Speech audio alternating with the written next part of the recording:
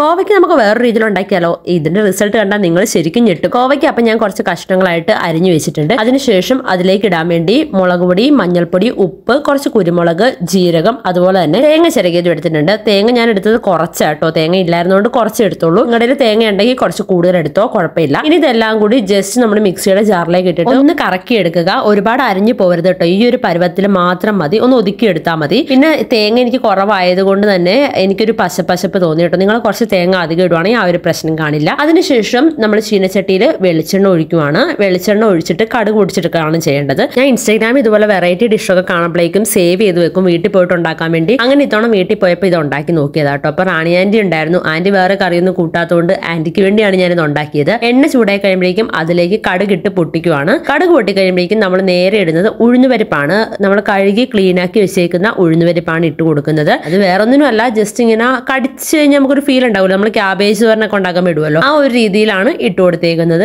ഇനി നന്നായിട്ട് ഇളക്കിയെടുക്കാം. നമ്മുടെ കടുകും ഉഴുന്നുപരിപ്പൊക്കെ ഒന്ന് മൂത്ത് വന്നു കഴിഞ്ഞപ്പോഴേക്കും അതിലേക്ക് ഞാൻ ചുവന്നുള്ളിയാണ് ഇട്ട് കൊടുത്തേക്കുന്നത്. ചെറിയ ഉള്ളിയില് അതാണ് ഇട്ട് കൊടുക്കുന്നത്. ഒരു 10 ഉള്ളി എടുത്തിട്ടുണ്ട്. അത്രയും എടുത്തിട്ട് അരിഞ്ഞിട്ട് ഇട്ട് കൊടുക്കുകയാണ് ചെയ്യുന്നത്. ഇതിനിടയ്ക്ക് ഒരു കാര്യം കൂടി ചെയ്യേണ്ടതുണ്ടായിരുന്നു, ഞാനത് മറന്നുപോയി. കുറച്ചു നേരം കഴിഞ്ഞപ്പോഴാണ് അത് എടുത്തു വെച്ച കാര്യം ഓർത്തത്. ചുവന്ന മുളക് ഇട്ട് കൊടുത്തിട്ടില്ലായിരുന്നു. അതായത് ചുവന്ന മുളക് അല്ലെങ്കിൽ കൊല്ലമുളക് എന്നൊക്കെ പറയും. അത് ഇട്ട് കൊടുക്കാൻ മറന്നുപോയായിരുന്നു. ലാസ്റ്റ് ഞാൻ പിന്നെ എല്ലാം സൈഡിലേക്ക് ആക്കിയിട്ട് അത് ഇട്ട് കൊടുക്കുന്നുണ്ട് കേട്ടോ. അപ്പൊ നിങ്ങൾ ഈ സമയത്ത് ഉള്ളി ഇടുന്നതിന് മുമ്പ് തന്നെ ആയിട്ടോ ആ ചുവന്ന മുളക് ഇട്ട് കൊടുക്കാൻ ശ്രദ്ധിക്കുക. റാണി ആന്റിക്ക് വേണ്ടി ഞാൻ വേറൊരു കറിയും കൂടി ഉണ്ടാക്കിയായിരുന്നു കേട്ടോ. അപ്പൊ ആ കറിയുടെയും റെസിപ്പി ഞാൻ എന്തായാലും ഉടൻ തന്നെ വീഡിയോ അപ്ലോഡ് ചെയ്യുന്നതാണ്. ഞാൻ നേരത്തെ പറഞ്ഞല്ലോ മുളകിടാൻ മറന്നുപോയെന്ന്. അപ്പൊ കുറച്ചു നേരം കഴിഞ്ഞപ്പോഴേക്കും അത് ശരിക്കും അങ്ങ് വാടി വന്നായിരുന്നു. അപ്പൊ മുളക് ഇട്ടിട്ട് ഞാൻ സൈഡിലേക്ക് അത് മാറ്റി വെച്ചിട്ട് പിന്നെ എണ്ണയിൽ തന്നെ മുളക് ഇട്ട് കൊടുക്കുവാണ്. ഇതെല്ലാം മിക്സ് ചെയ്തതിന് ശേഷം വേറെ ഒന്നും ചെയ്യാനില്ല. നമ്മൾ അരച്ച് വെച്ചേക്കുന്ന ആ ഒരു അരപ്പല്ല, ജസ്റ്റ് ഒതുക്കി വെച്ചേക്കുന്ന ആ ഒരു ഇതെടുത്ത് ഇതിലേക്ക് ഇട്ട് കൊടുത്തേച്ചാൽ മതി. വേറെ ഒന്നും പ്രത്യേകിച്ച് ചെയ്യാനില്ല കേട്ടോ. സാധാരണ നമ്മൾ കുത്തിയിരുന്ന് കോവയ്ക്കൊക്കെ അരിയണമല്ലോ, അപ്പൊ കഷ്ടപ്പാട് കുറയുമല്ലോ എന്ന് കരുതിയാണ് ഞാൻ ഇങ്ങനെ ചെയ്തത്. ബട്ട്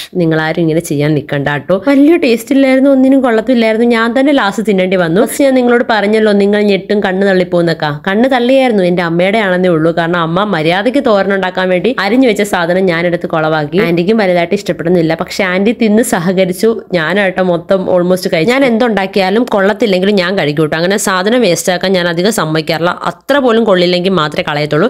അങ്ങനെ ഒരു സന്ദർഭം ഇതുവരെ വന്നിട്ടില്ല. പിന്നെ ഞാൻ ഉണ്ടാക്കുന്നത് നല്ലതാണെന്ന് ചീത്തയാണെന്ന് ഞാൻ എന്തായാലും ഈ വീഡിയോ അപ്ലോഡ് ചെയ്യട്ടോ. അല്ല നല്ലത് മാത്രമൊന്നുമല്ല.